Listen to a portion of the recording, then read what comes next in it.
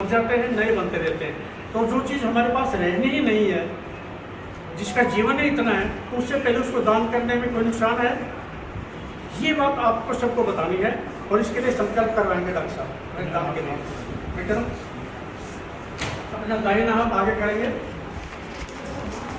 मेरे साथ उच्चारण करेंगे। मैं 18 से 65 वर्ष की आयु में स्वयं भी रक्तदान करूंगा, अपने परिवार को इसके लिए प्रेरित करूंगा, अपने फैमिली फ्रेंड्स को इसके लिए प्रेरित करूंगा, अपने पड़ोसी, अपने साथी जिनके जो भी मेरे परिचय में हैं उनको भी रक्तदान के लिए प्रेरित करूंगा।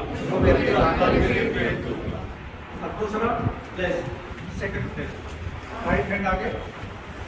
मैं संकल्प लेता हूँ कि मृत्यु से पहले मैं अपने परिवार को, मित्रों को, सभी को जो भी मेरे संपर्क में है संकल्प करवाऊंगा कि मेरे जीवन में अंतिम सांस से पहले सभी को सूचित कर दिया जाए कि मेरे मरने के बाद मेरी आंखें दान कर दी जाए, मेरे अंग दान कर दिए जाए, या मेरा पूरा शरीर दान कर दिया जाए।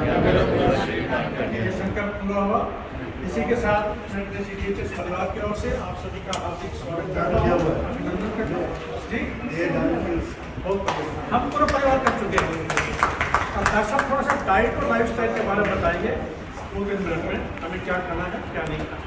वैसे तो अपने पैड पे भी लिख के देते हैं, जो प्रिंट आउट होता है।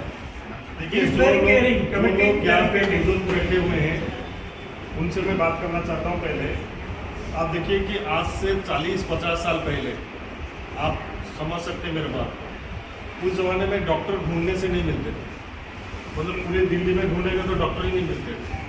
आज किसी भी गली में आप जाते हो, वो गली में 5-7 डॉक्टर मिल जाते हैं, बड़े बड़े हॉस्पिटल खुल गए।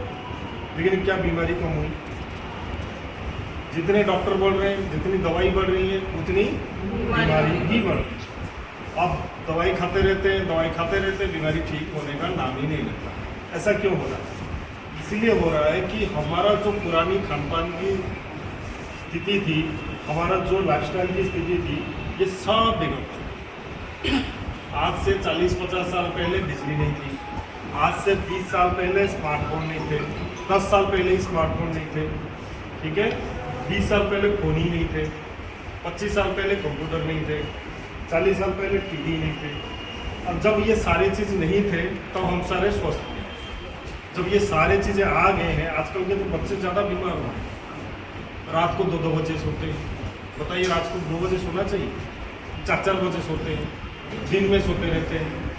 जब भगवान ने इस संसार को बनाया है कि दिन में काम करना चाहिए, रात को सोना चाहिए, लोग रात को काम कर रहे हैं, दिन में सोए। खान पान की सिस्टम चेंज हो चुका है। पहले के ज़माने में क्या होता था कि लोग बाहर खाना पसंद ही नहीं करते थे।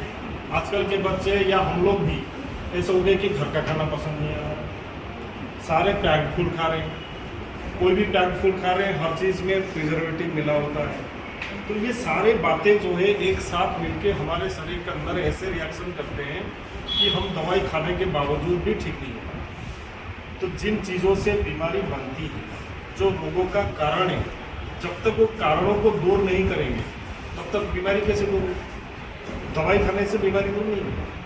आपको अपनी जो कारण है उसको समझना पड़ेगा कि किन कारणों से मैं बीमार हुआ हूँ, उन कारणों को पहले छोड़ना पड़ेगा।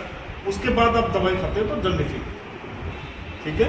तो कुल मिला के बात यह है कि अगर आप अपनी स्वास्थ्य चाहते हो तो आपको लाइफस्टाइल सही करनी पड़ेगी, और लाइफस्टाइल में बहुत कुछ ज़्यादा चीज़ें सोचने की ज़रूरत भी नहीं है।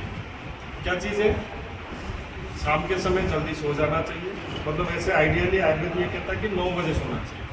अगर आप 9 बजे भी नहीं सो पाते तो 10-10:30 बजे तक सो जाए, ठीक है। और सुबह जल्दी जग जाएंगे। सुबह जल्दी जगने का टाइम क्या है? 4-4:30 बजे जगने का असली टाइम है। अगर इतनी जल्दी नहीं जग पाते तो कोई प्रॉब्लम नहीं, 6 बजे जग जाइए, 5 बजे जग जाइए, 6:30 बजे जग जाइए, ठीक है। तो कुल मिला के बात यह है कि शाम को जल्दी सोना चाहिए, सुबह जल्दी जगना चाहिए, दिन में बिल्कुल सोना नहीं चाहिए।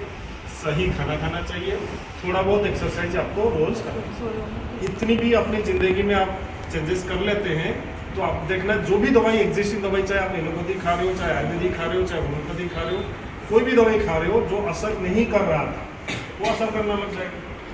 अभी क्या हो रहा है कि दवाई की इतनी पोटेंसी होने के बाद भी वो शरीर में जाके काम ही नहीं कर पा रहा है, क्योंकि हमारा शरीर ही खराब, हमारा शरीर दवाई को ऑब्जर्व नहीं कर पा रहा।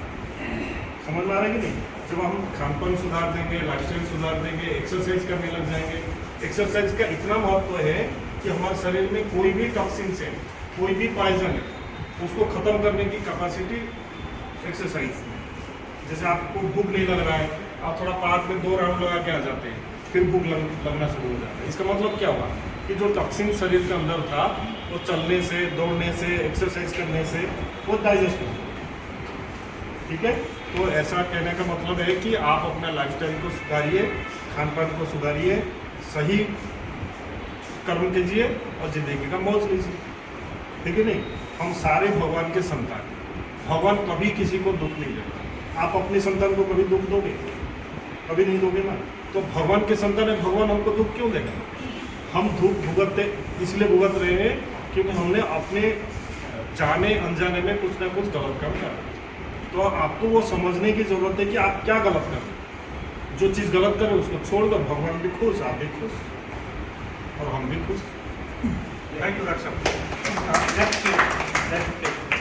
अब स्वस्थ रहने के 2 ही तरीके हैं जो डॉक्टर साहब ने बताए, और कल टीवी पे भी चल रहा था 1 घंटा, ये हार्ट के स्पेशलिस्ट डॉक्टर था एक चैनल पे, 1 घंटा चला प्रोग्राम ये।